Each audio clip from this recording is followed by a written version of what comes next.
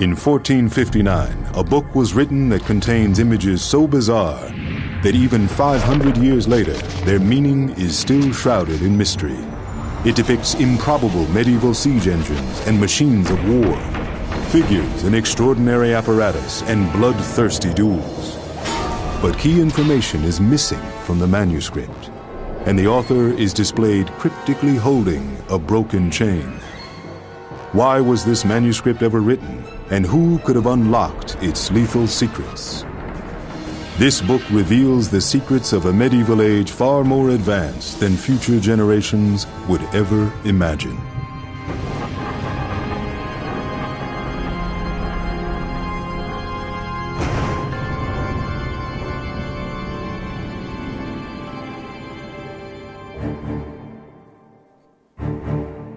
Deep within the vaults of Denmark's Royal Library lies a book over 500 years old.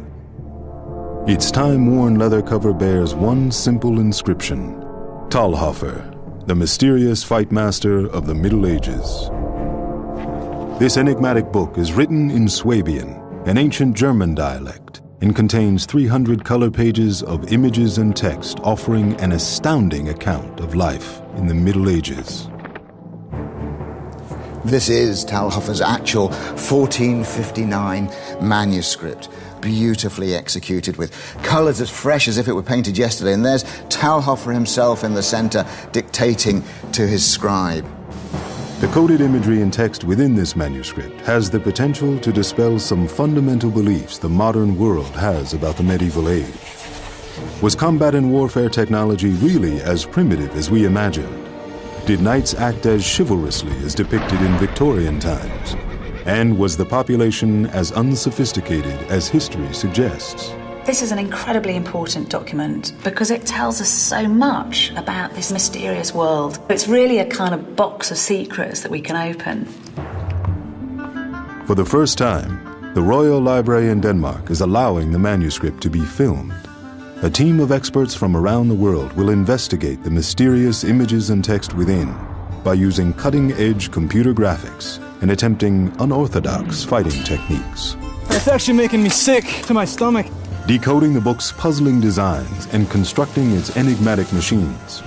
Really get pumping, he's underwater now! The team will attempt to establish just how authentic Talhoffer's depiction of the medieval age really is.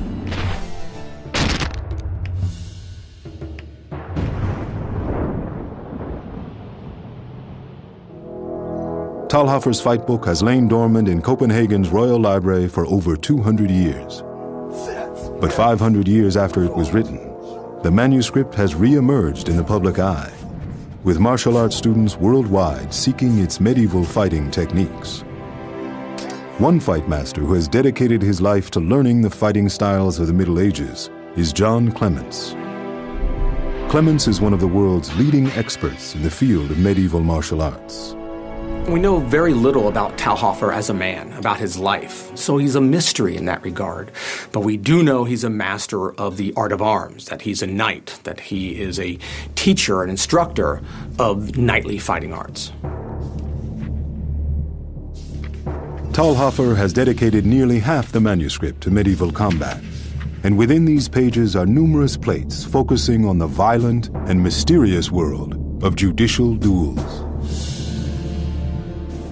Many of the images in this manuscript are concerned with fighting in the judicial duel. Now, the judicial duel was a curious institution when somebody had accused somebody of something and there were no witnesses, there was no evidence. Then trial by combat was the way you found out who was telling the truth.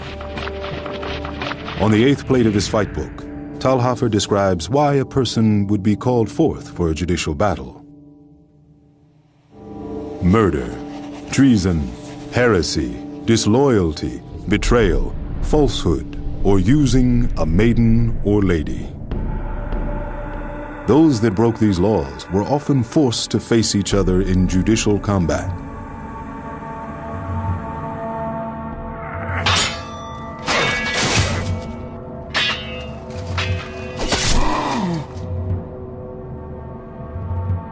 Illustrated in Talhoffer's manuscript is a bloody portrayal of the medieval population locked in these lawful battles, violently slaughtering their opponents with a deadly array of weaponry. Contained within this section of the manuscript is a fight between a man and a woman. It's a type of duel, a dispute that has to be settled by combat to the death. It's the first appearance of man-woman dueling in a fight book. This image of a woman battling a man is a far cry from the typical non-violent image of the medieval woman. Medieval women were much more powerful than they've been given credit for, and especially through the 14th century, they gained more power and were able to run businesses and things like that. And it was only the Renaissance when things started to go wrong, and women were seen as more passive and inactive. The evidence in the manuscript suggests that in some cases, women even fought men in judicial duels. This is a really, really difficult image to decipher because certainly what you do have at this time are very strong women. I mean, women are left to run castles while their men are off fighting. It's laid out as if this is something that did happen, but you wonder what the kind of legal reason for that would have been. A man and a woman might be forced to fight like this because of any number of disputes. It might involve property, it might involve inheritance, it might involve accusations. This is a ritual combat, it's a semi-religious affair, and they know that only one of them can emerge alive. Even more disturbing than judicial battles being fought to the death is the implication that combatants may be husband and wife. A recreation of the duel provides valuable insight into why the couple is forced to fight in such a bizarre manner. It would be interesting to reconstruct one of these judicial combats as a living archaeological experiment, to understand something about the physical components of the fighting actions and the techniques, and also something of the mental and emotional component of the combatants. The hole and the weapon fulfill multiple functions. First, they balance out the fighting inequality between the sexes, and second, the weapons are deemed suitable for commoners.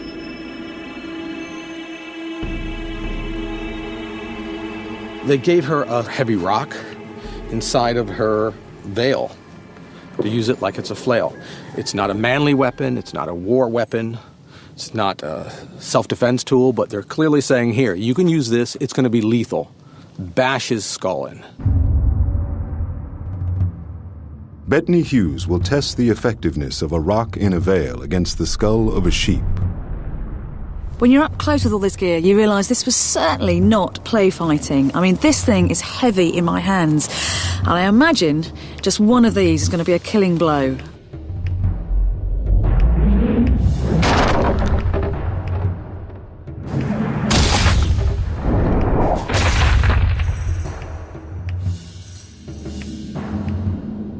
That is actually sickening, because if you can imagine, that would have been a real man's head. He would never have survived a blow like that. So if Tauhofer was depicting reality rather than just some theory, then this would have caused a huge amount of suffering in the medieval world.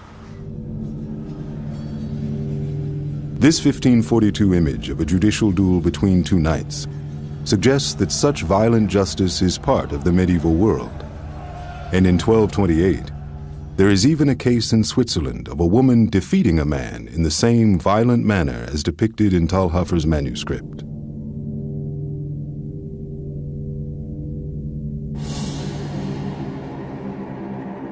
The combatants are literally sewn into their garments to ensure that they cannot conceal anything that could be used in the fight.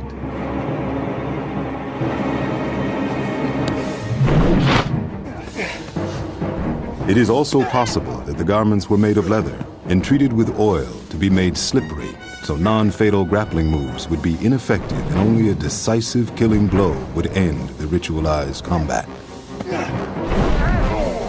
First off, I'm sewn into this garment. I'm buried it basically halfway up in a hole. I'm not going anywhere. I'm literally, figuratively stuck here. I feel absolutely demeaned. The reach advantage, I thought, would be to the woman or to the person outside the hole, but in actuality, I'm not having a problem. It's kind of like a strike for a strike almost. I'm learning that it's hard to strike the head at the same time as be aware of the club. You have to be very fast on your feet to do both. But with a little practice, I think it would be okay. And practice is exactly what combatants could get. This is a type of combat that these participants would have entered knowing when they're going to fight, how they're going to fight, and who they're going to fight weeks in advance. That has to affect their psyche, and it has to affect their training. A closer examination of the manuscript reveals that Talhafer isn't just depicting a generic image of the duels.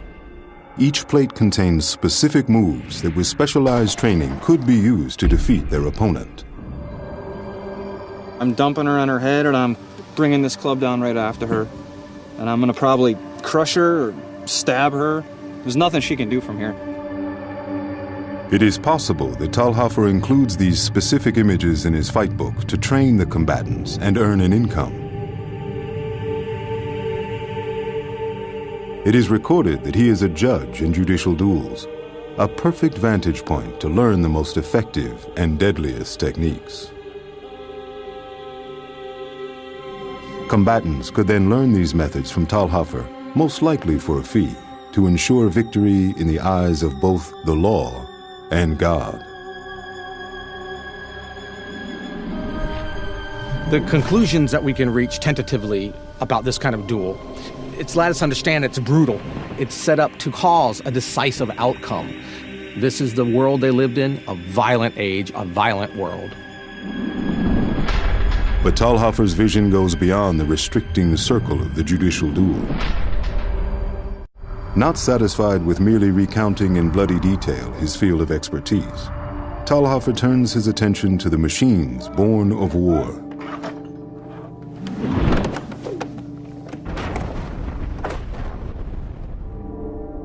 This 16th plate of Talhafer's manuscript depicts a siege engine used extensively throughout the medieval period. This is a great trebuchet wherewith one may throw stones and break cities and forts. Talhafer is a fight master, not an engineer. So why would he include siege engines in his manuscript? And where did he get the designs for these machines of war? Talhafer is not the only secret war book we have in the medieval period in Europe. When you look at all the manuscripts, you can see different machines copied in all the manuscripts. These images in Talhafer's fight book are taken from Conrad Kaiser's 1405 Bella Fortis. And Peter Vemming thinks he knows why Talhafer includes them within his manuscript. I see them more like a CV or something. This writer or engineer wants us to present his work to a king or whatever, to get a job, simply as that. Siege engines can tip the power balance and be vital for warring factions attacking castles and fortified towns that cover the medieval landscape. A device from Talhafer's manuscript could provide the key to ensuring victory in this war-torn land. It is, in effect, a medieval arms catalogue. Talhafer lived in what was called the Holy Roman Empire, which makes it sound like it's one consolidated block. But actually, these were warring tribes, warring kingdoms, where everybody was at each other's throats the whole time. Unlike the original Roman Empire, where you had one centralized military force, everybody had to fight for themselves. And in these battle-scarred lands, men who claim knowledge of the mightiest of siege engines would more likely be in demand from wealthy and powerful patrons. This is a manuscript that's been very deeply researched. It must have been incredibly expensive to produce. And Talhafer, you imagine, must have expected some kind of financial kickback from all of his work. Talhafer doesn't stop with merely claiming knowledge of common siege engines. The ambitious fightmaster presents even bolder designs in his arms catalog. And no machine is too radical for his visionary mind. So many exciting machines in this book. And this one is one of the more ambitious of the designs. The Swabian text above the image, when translated, reads, "One shall make 2 wagons of this form as viewed from below. From there, within the wagons, folk combat those outside. They fight with the guns and the lances. The lorication is all around them." The machine is difficult to comprehend in a 2-dimensional drawing, but once rendered in 3 dimensions, its mystery is revealed.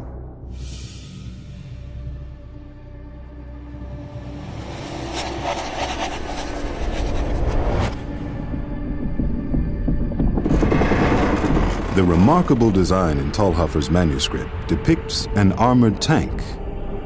The reference to lorication in the text is a term describing plated armor. But how could such a heavily protected vehicle ever be moved? It's a tank. It's possibly the first tank. We have to interpret things. You can see how this comes off the page here. Well, the text tells us that there are 2 carriages, that it's pushed by horses. So there are horses in here harnessed up, so it's going that way. This is a machine designed to go into the enemy. But what's it do when it gets there? Well, look, it's got 1, 2, 3, 4, 5 cannon on each side. This is 1459, but gunpowder has been around a while. These cannon are drawn with such detail, you can see the touch hole on each of them. Driven by a team of horses and mounted with cannons, such a war machine seems improbable in medieval times. Did this tank really exist? And how vital was the heavy armor protecting it?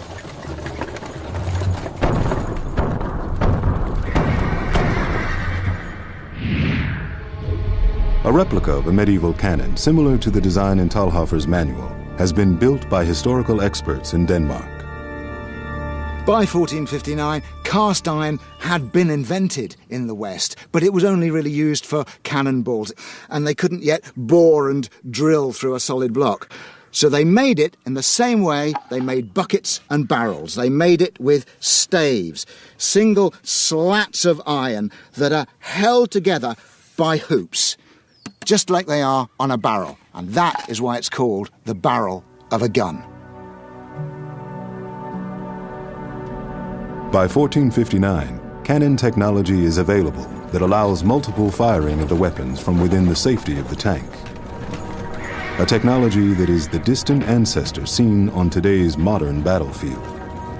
By around 1450, they had developed the breech-loading cannon. That meant you could put the cannonball or the hail shot in at the breech end. And the secret to that technology was this, the breech pot. In here, you pre-prepared, you poured your gunpowder in there, and that was sealed with a wooden tampion.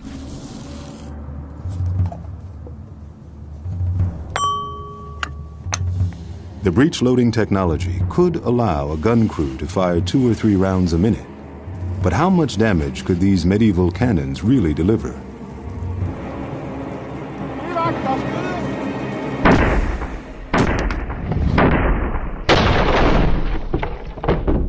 Look at this.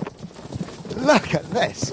It's just smashed through these boards. It's made a great big hole. Here we go. Look, there. It's gone right through that in a musket-shaped hole. This could have been a paper screen. So one thing that tells me is our tank would have to be an armoured vehicle. If you're going to take that vehicle into the enemy, which the horses behind and the wedge in front look like you are, then you must be armoured, because the enemy have got cannon just like that.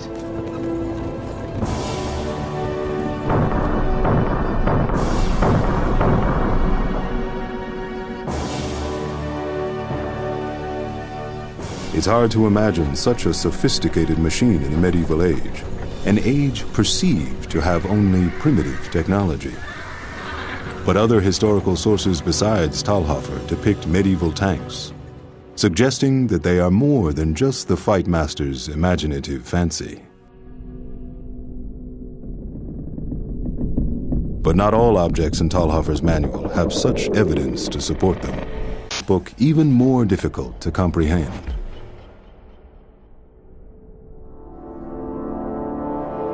We always get very excited about inventions of Greece and Egypt and Rome, but actually this book is packed with incredibly ingenious inventions. One of my favourites is a very weird thing that looks like something out of a sci-fi movie, and we think it's called the crayfish. This rig is called a crayfish. It conducts itself upon 4 speeding wheels. It shears front and behind. If one kindles munitions, then it shoots stones before it, steel buckshot as a hail, wherewith one smites low the foes. Historical reproduction expert Richard Windley attempts to decode the image of the crayfish and bring it to life. Talhofer's crayfish is one of the most puzzling and enigmatic designs in his book. He tells us that it was made of iron, so that's helpful, and that it runs on 4 speeding wheels, and there's some kind of munitions inside it. And frustratingly, he says you make this rig as big or as small as you want, which really doesn't shed too much light on it. So really it's trying to work out what it could have been, and more importantly, how it could have been deployed. So bearing in mind all the various clues that we've got from the drawing, I've produced a design which incorporates as many of these elements as possible. From the designs in Talhofer's manuscript, Richard will build the model to get a true sense of the object's capabilities. Here, for possibly the first time in 500 years, Talhofer's crayfish is revealed.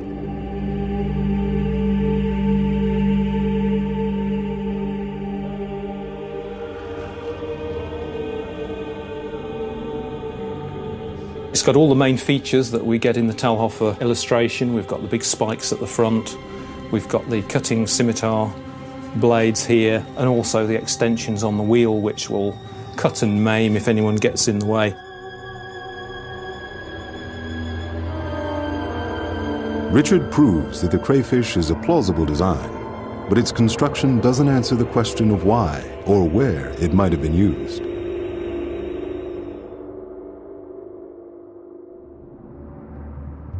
In a medieval castle or fortified town, the gates are one of the most vulnerable points and need to be protected from attacks at any cost.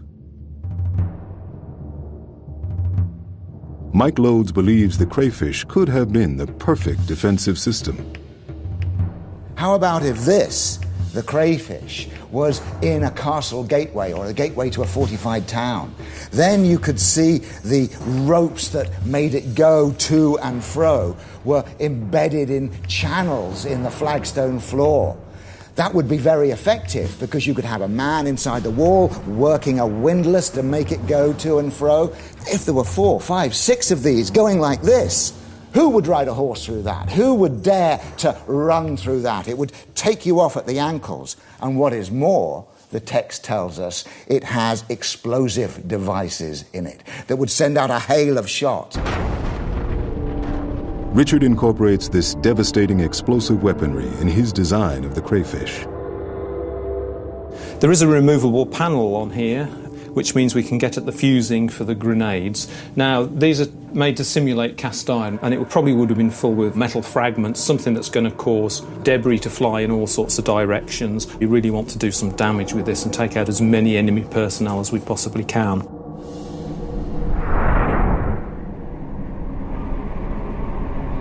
Talhofer sees enough in the design to include the crayfish in his manuscript. By combining all of the team's research into computer graphics, we can visualize what the device looked like in action defending a stronghold.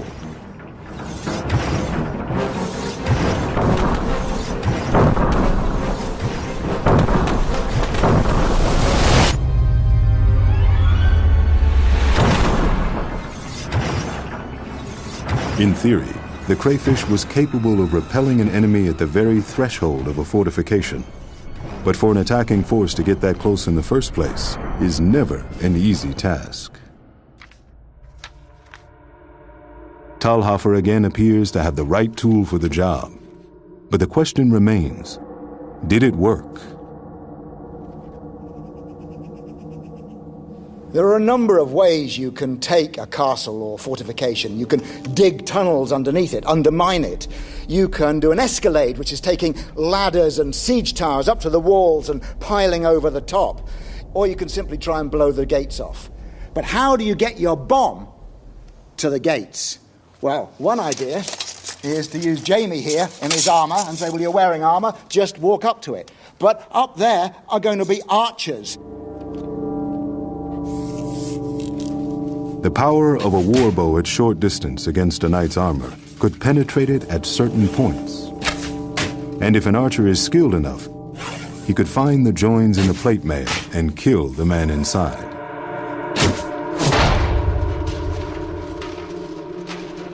Risking knights like this would be far too costly a method to storm a city's gates. But Talhofer's manual seems to offer a solution. Terry Jones, one of the famed members of the Monty Python team, is renowned for more than just comedy. He's an expert in medieval history, but some of Talhofer's depictions of siege warfare appear strange, even to him. Talhofer's manuscript shows a lot of surprising images. I mean, there's one here, and these people walking up to the castle under these sort of metal bells. I mean, how did they get them off in the first place? Very Python-esque to me. And here's this castle that's being protected by two huge cushions outside the front door. Very odd. The description above this cryptic image gives little information away. See, they are going towards the fortress. With the basket, they should lurch around. Within the shelter of the basket, they go. We know that so much in Talhofer works because things like trebuchets have been built and tested. So we know that he's talking about workable things. But when we come across something like this that's so bizarre, so weird, you think, well, would it work? And of course, the only way to find out is try and replicate it using the clues that are there. So let's build it. Let's shoot things against it and test it. And this is what the team thinks the medieval siege device may have looked like. We've had to guess at the materials. Some people say it would have been cast like a bell. Others say it would have been clad in plate armour. I think that would have been far too heavy. One material used in medieval times could provide the strength of iron without its excessive weight. Hardened leather is tough. It's what armour was made of during the Middle Ages. A lot of poorer knights were clad in cuir brûlée, boiled leather, hardened, tough leather. So much importance is placed on what this device is made of because of what scholars believe the structure was used for: getting men to the very walls of a castle under siege.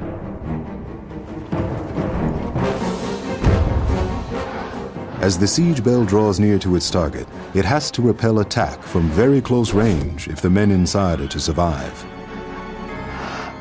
So I'm going to give this the ultimate test. We're at extreme close range, less than 10 yards, and Ben here is shooting a very, very powerful bow of 80 pounds draw weight with a heavy war arrow. Do your worst, Ben.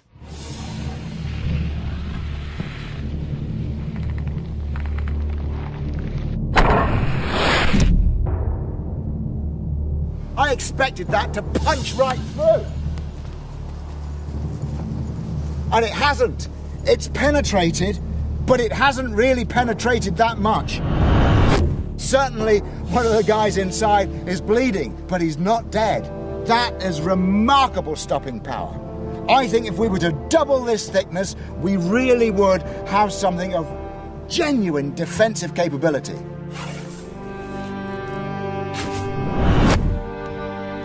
A second layer of leather reduces arrow penetration significantly and still allows the siege bell to be carried by two men. It is feasible that such a device could make it to the walls of a castle with its occupants alive. Perhaps for those looking through Talhofer's arms catalog and desiring the siege bell, it is possible they could acquire the information about its construction from the Fightmaster at a price. The satisfied warlord could then deploy it any way he sees fit, placing a bomb, delivering a letter of ultimatum, or retrieving a fallen comrade in the field of battle. But a castle under siege has more than just arrows at its disposal. When I look at that, it's designed for one thing, and that is to withstand an aerial shot. If you're coming up to my walls and I've got broken masonry, then I am going to hurl them on top of you.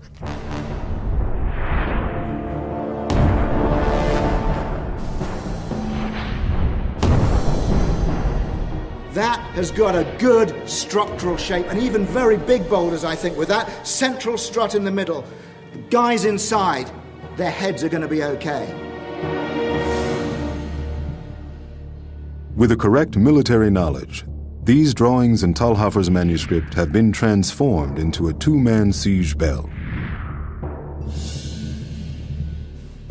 But it is the armor on a medieval knight that takes this protection a step further by allowing the individual inside a far greater freedom of movement.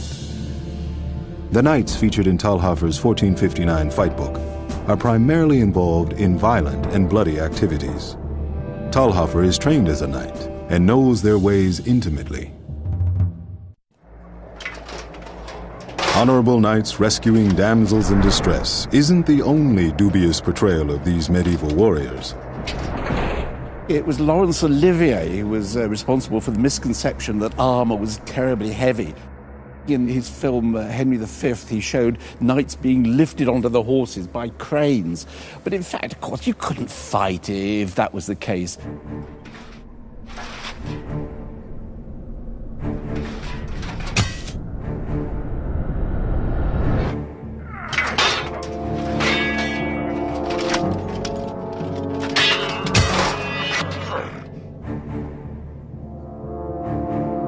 With many of Talhoffer's plates dedicated to knights, it suggests he targets serious fighters to sell his services to. But more specifically, those with money, for a knight's armor is expensive. For it to be truly effective, a knight's armor has to allow the freedom of movement to match the swiftness of a lesser armored opponent on the battlefield.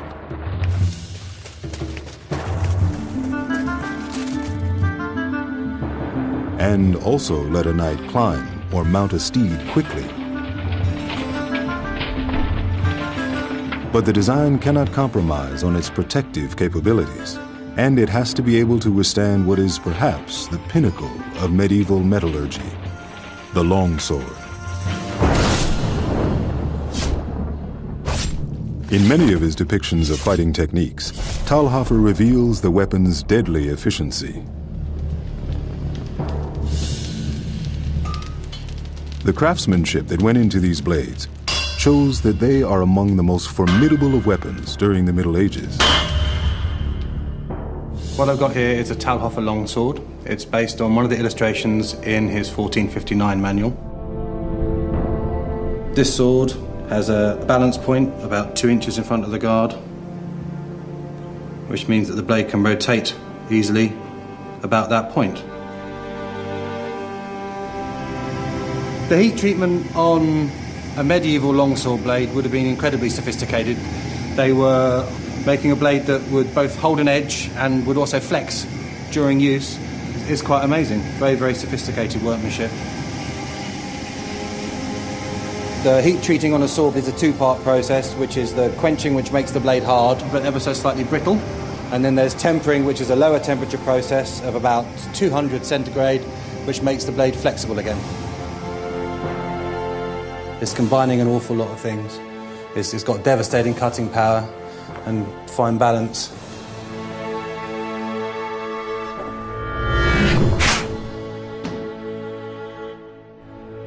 But despite a medieval sword blade's technology, they still aren't able to cleave through the hardened plate steel of a knight's armor.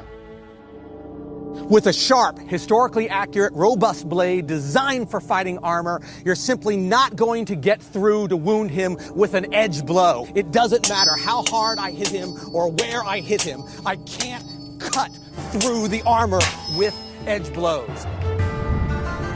But a single plate in the Fightbook reveals a useful longsword technique against a knight. An unarmed man might be forced to fight an armored opponent due to rules stated in a judicial duel, or in the field of battle, or beyond the city walls trying to escape from the robber knights.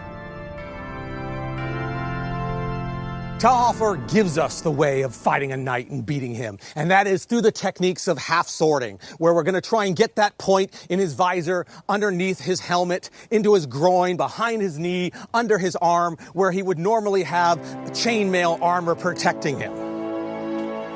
But even then, the point's going to penetrate. This technique of half swording could also be used on unarmored opponents, and relies on the fact that some medieval blades are not sharp their entire length, and could be gripped when using specific fighting techniques. And one such move would make an opponent's armor almost irrelevant. The interesting features about this sword are that not just the blade is able to be used defensively, the guard and the pommel are both pointed, and if you wanted to, you could use those as an active part of the weapon. Talhofer shows that besides the point, you also can use the hilt effectively to knock him about the head, to bash him with the pommel, or the pummel may even be where the phrase to pummel someone to death comes from. Striking with a hilt like this is like smashing with a war hammer. It doesn't look very lethal, but the mass and the weight on it actually has a tremendous amount of force behind it, and it will knock him senseless.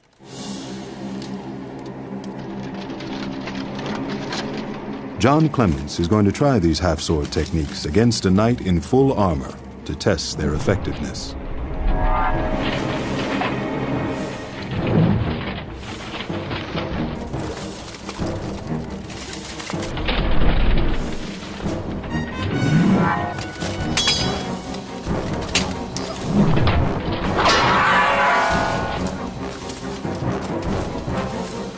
I'm so dangerous and potentially deadly in this thing that there's really not much I can do to try and hold back at all. I mean, I'm committed.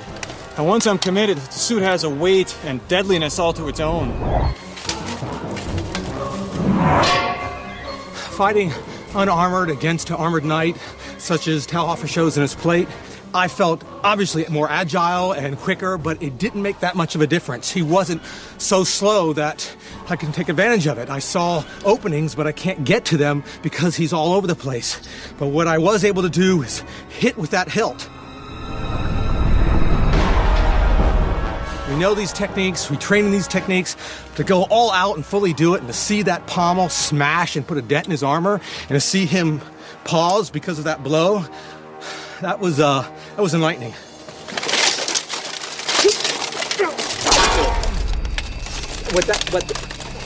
Wait, turn this thing up. You good?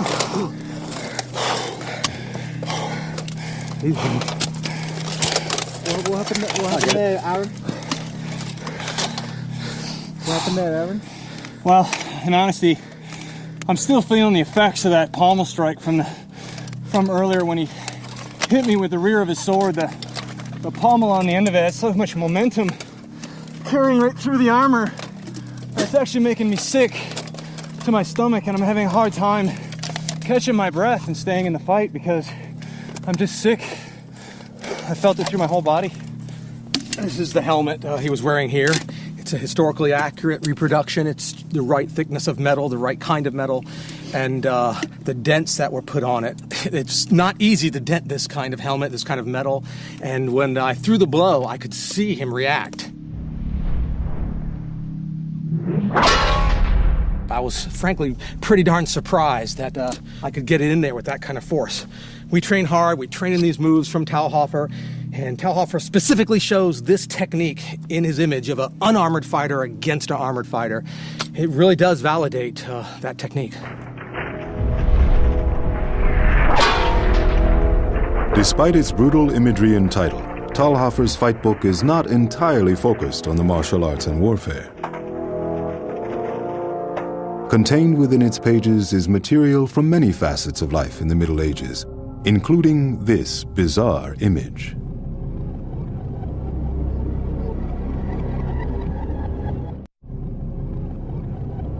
The purpose of this image, like many in Talhofer's Fightbook, is shrouded in mystery.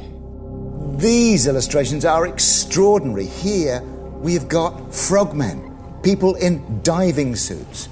This is 1459. The head is covered with a hard helm. Be it that the water runs strongly, then you should burden yourself with weights so that you may submerge and emerge again too. Talhofer tells us so much in this manuscript. There is so much information, but there's also little key bits of information missing. And this is a classic example. We've got a diving suit, but he doesn't actually explain where the oxygen comes from. Perhaps he needs us to go to him, to pay him, to tell us what that missing bit of information is. But could a diving suit actually exist over 500 years ago?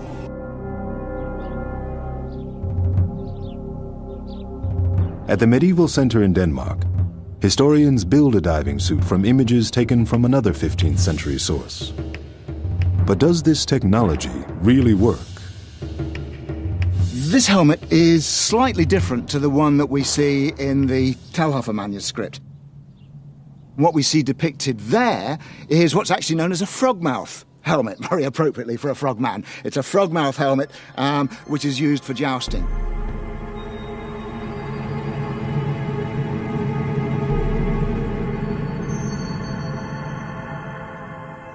The point is, you need a solid helmet to put the air in. Basically, what's going to happen is this is going to act like an air bell.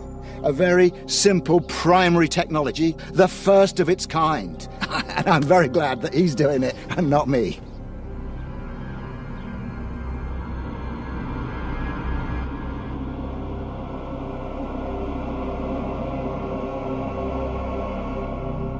Although the secret to supplying air to a man underwater is not revealed, the likely technology required is contained within the manuscript. A set of bellows attached to an air bladder. Historical engineers find that getting this technology to work isn't as easy as they initially perceived. When you have a big amount of air in a big bellow that you need to compress to get it down to the diver, you don't have enough force to press it into the hose and down to the diver. So we had to go back and make 3 small bellows with very long levers on, so you have a lot of power to pump the air. It's a lot of hard work to work the bellows. They need to be pumped really hard and fast to get enough air down to the diver. But I think we are about ready. Are you ready, guys? Ready. 1, 2, 3. 1, 2, 3. 1, 2, 3. 1, 2, 3. 1, 2, 3. And we've got to buckle that front and back because as the air goes in, then this will float off once it's in water. But already the guys are pumping away. Here he goes down. We've got to keep this pipe straight. And there he is, he's in the water. Really get pumping, he's underwater now. You can see the bubbles. It's working.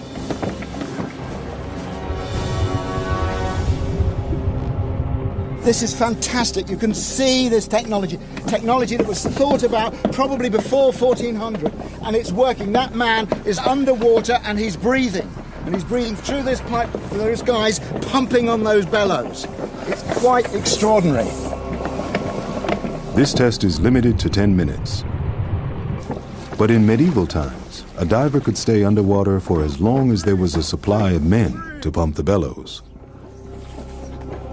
This is the technology that put men on the moon. The idea that mechanical contraptions can override our biological limitations.